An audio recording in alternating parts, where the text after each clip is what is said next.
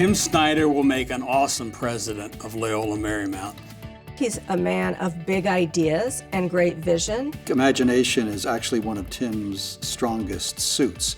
He also firmly believes and is passionate about the mission of the university. Tim Snider is an extraordinarily energetic and optimistic person and happy.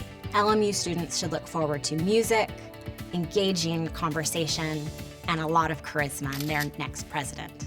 He's an amazing person. He's an academic, but he's really imaginative, and you're just gonna love him.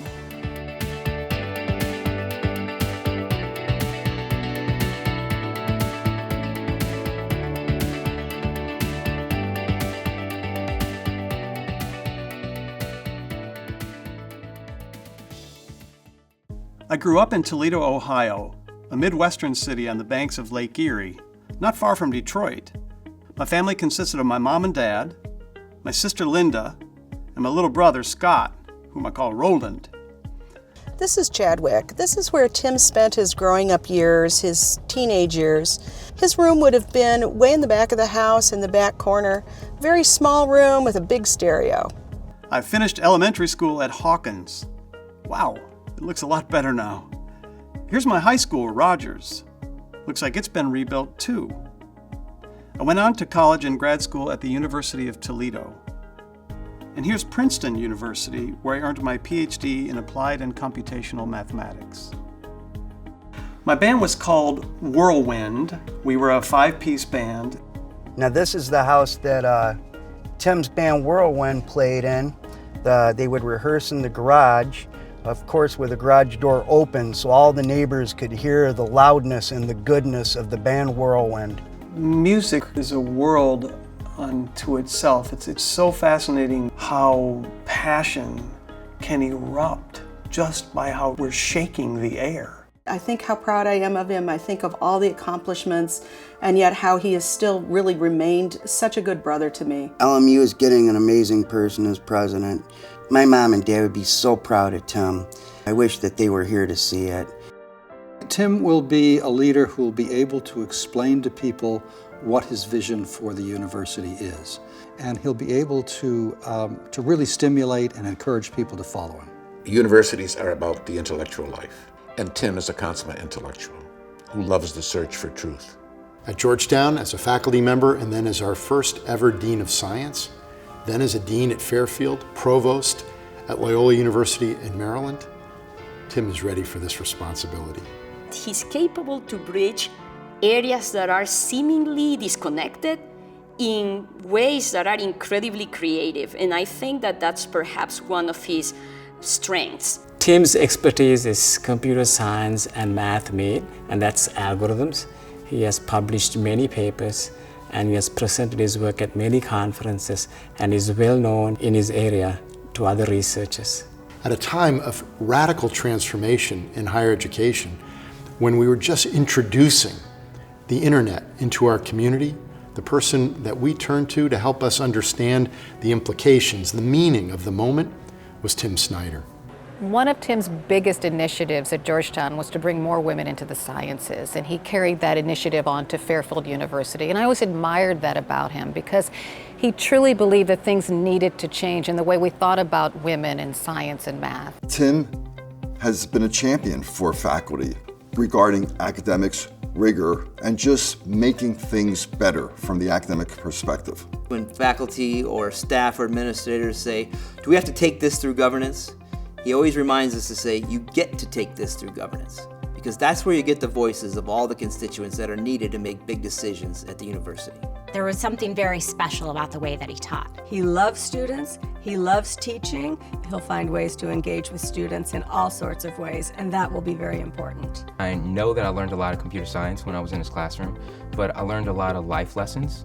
I think students should be ready to be challenged by Professor Snider. He has taught me so many life lessons that I have carried with me into my professional life, and I am so excited that LMU will witness his magic in person. Here at Berkeley, he helped to explain to students that liberal arts is a part of your holistic education as an artist. When he decided to go to Berkeley for that year-long sabbatical to take music courses. I thought he was really crazy, but he took it so seriously. Music is part of Tim's life, and I think having this year off for him was a time where he could go revisit that. Tim is a rock star, and to say that at Berkeley is to say something. I would describe Tim's music as avant-garde. He not only can imagine it, but he understands that he can go and do it. So he can take action on that imagination. I think that's a really rare quality. Tim's life has been marked by exercising and exploring his imagination, which is very in line with St. Ignatius of Loyola's approach to spirituality and approach to encountering God. He firmly believes in the arts and music, which is very important to the Marymount piece, and he is very supportive of the Sisters of St. Joseph of Orange. He's a person who's not only spiritual, but interested in helping others. And I think that's why he's been so attracted to Jesuit universities. Part of, I think, the impact of his working at Jesuit institutions on Tim was his own very, very deep and personal decision himself to convert to Catholicism. Tim is a serious guy, but he can also be a lot of fun too.